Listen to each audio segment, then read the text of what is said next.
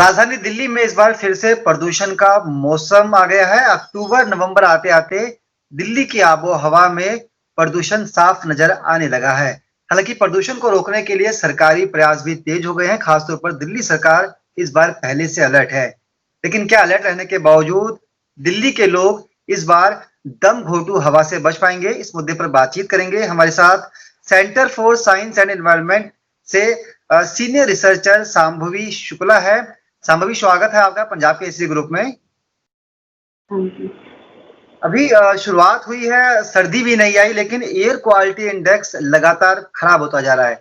आप लोग एनवायरनमेंट पर काम करते हैं, हर साल अ, आप लोग रिसर्च सामने लेकर आते हैं। इस बार कैसे हालात रह सकते हैं दिल्ली के, आपको क्या लगता है मौजूदा स्थिति को देखते हुए? जैसे कि एवरी ईयर हम लोग देखते हैं हर साल ये इसी टाइम पे कि जब पराली जलना शुरू होती है तो एयर क्वालिटी जो होती है वो दिल्ली एनसीआर की डेटोरेट खराब होना शुरू हो जाती है। तो वैसा ही अभी सेम हुआ है कि अक्टूबर पराली जलना शुरू हुई है। टेम्परेचर थोड़ा डाउन गया है क्योंकि ये जो मौसम है इस टाइम का, जो मेट्रोलॉजिकल कंडीशंस होती है जैसे टेम्परेचर हो गया, जी। ह्यूमिडिटी हो गई, विंड स्पीड हो गई, तो ये सब चीजें बहुत ज्यादा मैटर करती है एयर क्वालिटी डिसाइड करने में।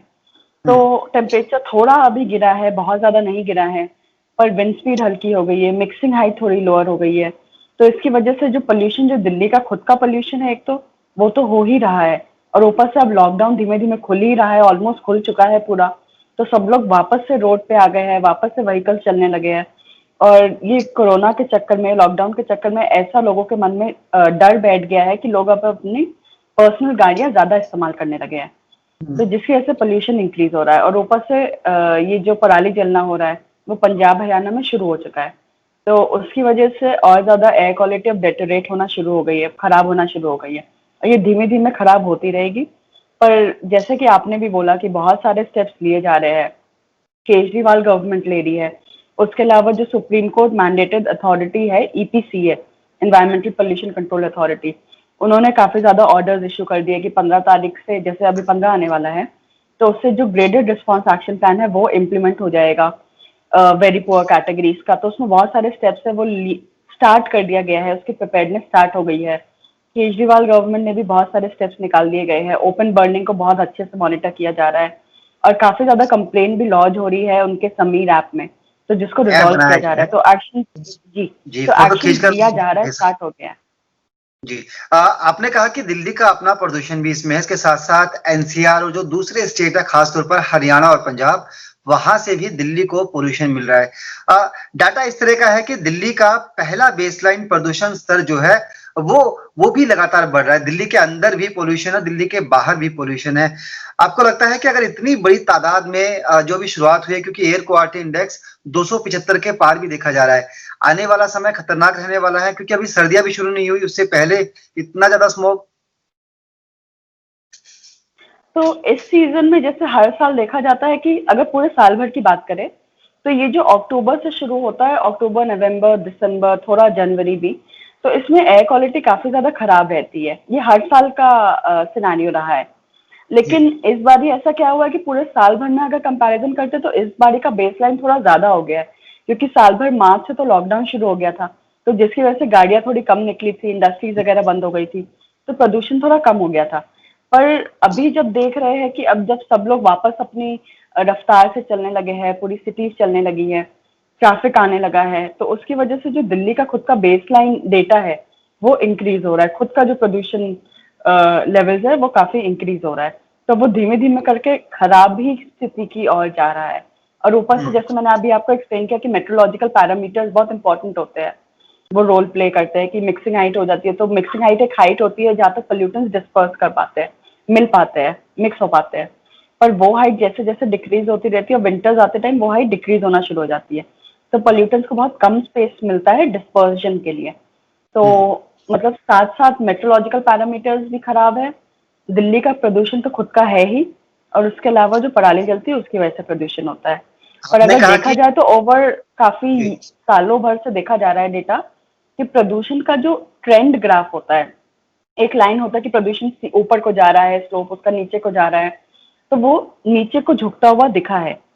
पर नीचे को झुकने के बावजूद भी दिल्ली को अभी बहुत ज्यादा अपना प्रदूषण कम करना पड़ेगा स्टैंडर्ड को मीट करने के लिए। कायदे कानून बने हुए हैं लेकिन उन्हें लागू करने के लिए गंभीरता चाहिए, आप ये कहना चाह रही हैं। अ, अभी अगर 2 दिनों की हम बात करते हैं तो दिल्ली और दिल्ली के आसपास हरियाणा, पंजाब के अलग-अलग इलाकों में करीब 500 के आसपास लगभग 450 इलाके ऐसे जहाँ पे पराली जलने की अ, घटनाएं सामने आई है।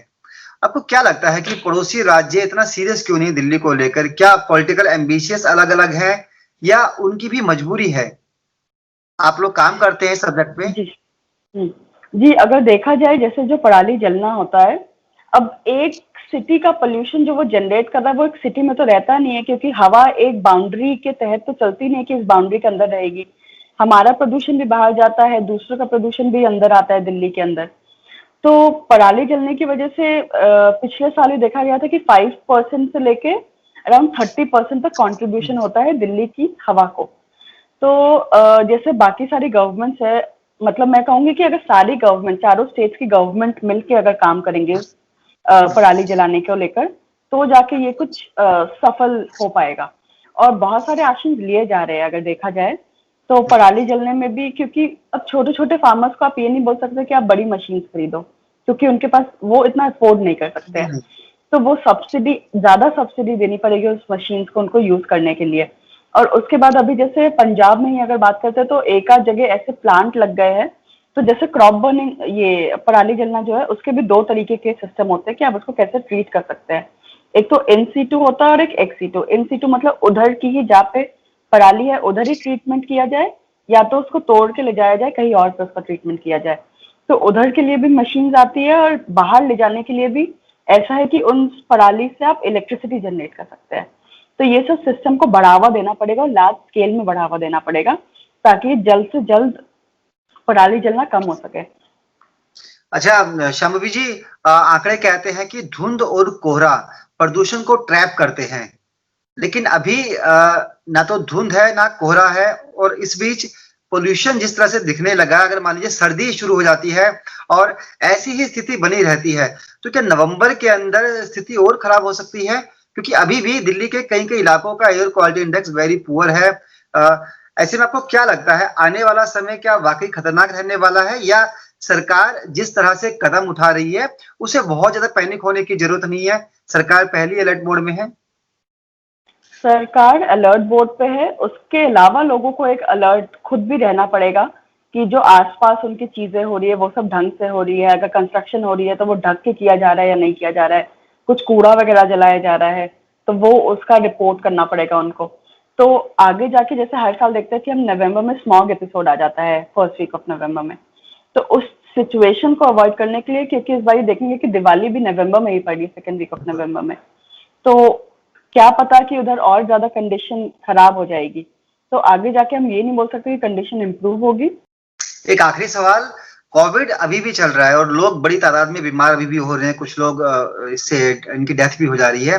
क्या प्रदूषण, स्मॉग और कोरोना एक कॉकटेल बनेगा?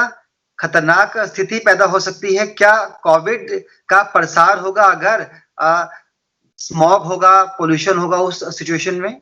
आपको क्या लगता है? अगर देखा जाए तो जैसे डॉक्टर गुलेरिया भी अभी बोल ही रहे हैं कि जैसे जैसे विंटर्स आएगा ये पोल्यूशन इंक्रीज होगा, तो उस वजह से विंटर्स की वजह से ये जो कोरोना है, कोविड वायरस है, वो और ज्यादा फैलेगा दिल्ली में। तो ये चांसेस है, मतलब सीएससी ने तो अभी कोई स्पेसिफिक स्टडी नहीं किया है, पर गवर्नमेंट ही खुद बोल रही है कि विंटर्स आते ही ये कोरोना जो स्प्रेड है वो काफी ज्यादा इंक्रीज हो जाएगा। तो इससे बेहतर है कि हम एक्शंस लेके रखें ताकि ये ना ही पोल्यूशन इंक्रीज हो, क्योंकि विंटर्स तो आएगा ही आएगा, पर पोल्यूशन जितना कम रहेगा उतना ज्यादा अच्छा रहेगा लोगों की हेल्थ के लिए। चलिए शांभवी शुक्ला जी, आपका धन्यवाद। आपने समय दिया हमसे, अपनी रिसर्च को आपने शेयर किया पंजाब केसरी ग्रुप के साथ, और सीधे तौर पर सरकार प्रदूषण को कम करने के लिए तैयारियां कर रही है, इसके साथ साथ लोगों की सहभागिता बेहद जरूरी है। और इन सबके बीच Centre for Science and Environment जिस तरह से समय समय पर लोगों को अलर्ट करता रहा है, उसके कदम भी वाकई काबिले तारीफ है। उम्मीद यही है कि सभी लोग प्रदूषण के खिलाफ इस जंग में सरकार का साथ देंगे और अपनी जिम्मेदारी को भी ईमानदारी से निभाएंगे। शांभवी जी बहुत बहुत धन्यवाद पंजाब केसरी से बातचीत के लिए।